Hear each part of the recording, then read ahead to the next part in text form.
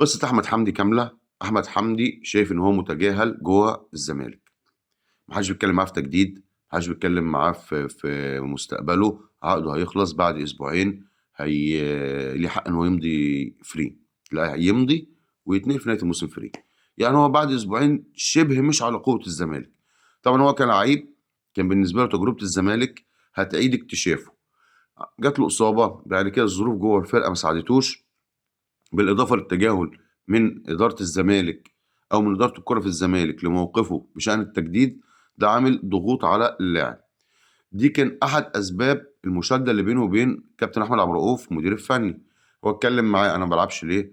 أنا المشاركات، الاستعداد، الكلام ما مشيش في سياق متبادل، ما كانش فيه انسجام في الكلام.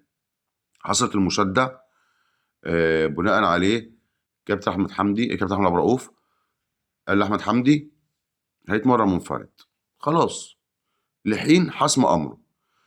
كده علاقه احمد حمدي بالزمالك انتهت، وانا بقول لك علاقه احمد حمدي بالزمالك انتهت.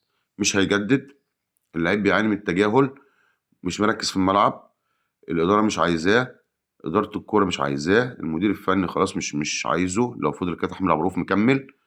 فاحمد حمدي وجوده في الزمالك، انا من رايي لو في ليه 6 شهور، حاجه من الاتنين: يا تديله استغنى مقابل تنازل عن مستحقاته، يا اما تبيع 6 شهور دول لاي حد، يا اما تشوف الدنيا ايه. لان كده كده احمد حمدي لو مشي من الزمالك من غير ما ياخد فلوسه هيشتكي النادي، هيشتكي النادي.